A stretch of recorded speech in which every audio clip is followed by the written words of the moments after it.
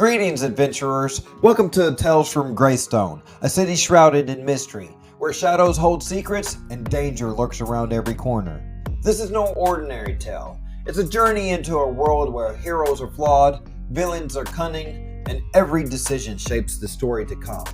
In this inaugural episode, we dive into A Spark in the Shadows, the first chapter in a sprawling saga of intrigue, betrayal, and the fight for survival.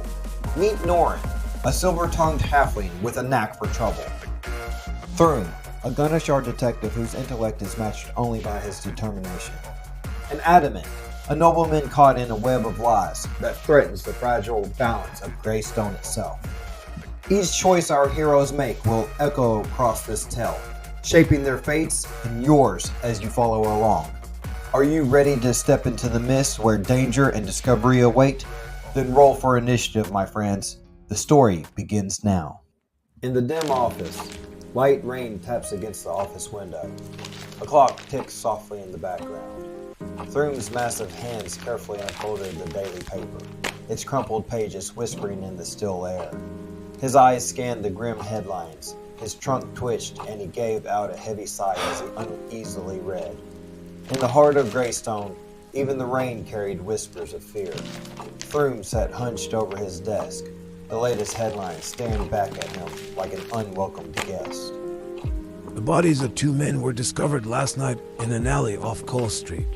Both victims were severely mauled, their features unrecognizable. Authorities believe a large predator is responsible, but questions remain unanswered. Norrin stood in his usual place, the only corner of the room untouched by the chaos of papers, books, and trinkets that seemed to multiply on every surface. He called it his thinking spot. With his sharp eyes fixed on the window, he flipped his lucky coin in a steady rhythm, the metallic clink echoing softly in the quiet room.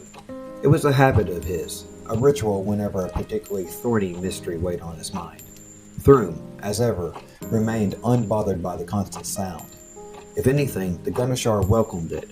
Over time, he learned that Norrin's greatest insights often came from that very spot, with that very same coin dancing between his fingers. Throom's patience was legendary, and it would take far more than a halfling's fidgeting to unsettle him. Large predator. Sounds like they're hunting a tiger in the middle of the city. Real hopeful, isn't it? You've read the report. This isn't just some wild animal. It's deliberate. Let me guess. No witnesses, no clues. Same as the others. And the city's losing its collective mind. Naturally. The air in the office was thick with tension. Both detectives had seen this case's horrors firsthand, and neither would admit how deeply it unsettled them. Greystone was a city of secrets, where cobblestone streets twisted like the web of lies spun within its walls. Under the silver moon, a heavy mist cloaked the city, broken only by the light rain and the flicker of dim lanterns that cast shadows as long and as sharp as knives. In the dead of night, when silence reigned, the shadows whispered truths too dangerous for the light of day. On such a night, Adamant, a fire-Erithian nobleman with a controlled blaze in his hair and an inferno in his heart, ventured into the rain and fog, the moisture sizzling against him, his steps measured and resolute. He sought answers, but trust in Greystone was a commodity, often bought and rarely kept. Above him, nestled among a line of gargoyle statues clinging to the face of a weathered building, an unseen figure watched. Bavakar, his stone-like features blending seamlessly with the carvings, remained utterly still, silent, watchful, waiting.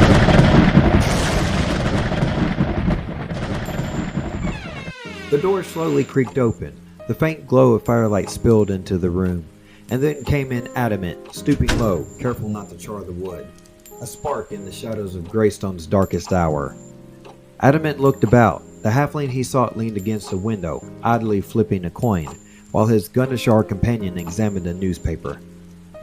Well, if it isn't Greystone's favorite noble, should I curtsy or just skip to counting your coin? Norrin, behave. He's here for a reason.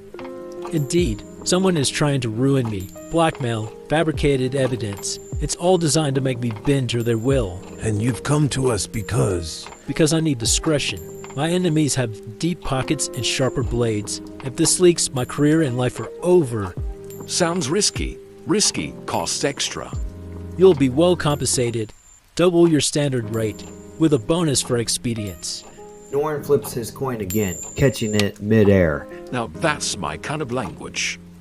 Adamant sat down stiffly at the desk. Norrin still peered out the window, scanning the foggy street below, his hands clasped behind his back. Start from the beginning. What do they have on you? 2 nights ago, I received a letter. No signature, no seal. Inside was a demand. Sway the council's vote on trade agreements or face exposure. They claim to have evidence of indiscretions. Norrin raises an eyebrow. Indiscretions. Care to share the juicy details. There are none. It's all lies, but lies are enough to destroy your reputation. And you suspect? Houseborn benefits most, but they wouldn't leave traces. Whoever they've hired knows what they're doing, perhaps as well as you two. Flattery won't get you a discount, but keep it coming. Throom rose, his massive frame nearly filling the small room, while Norrin took out a dagger and began to sharpen it with casual precision.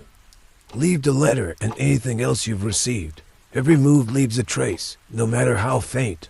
Of course, we'll require a lieu incentive. You'll have your first installment by morning, but be warned, this isn't just about me. This is a play for power over Greystone itself. They won't hesitate to silence you. Silence us? I'm almost insulted.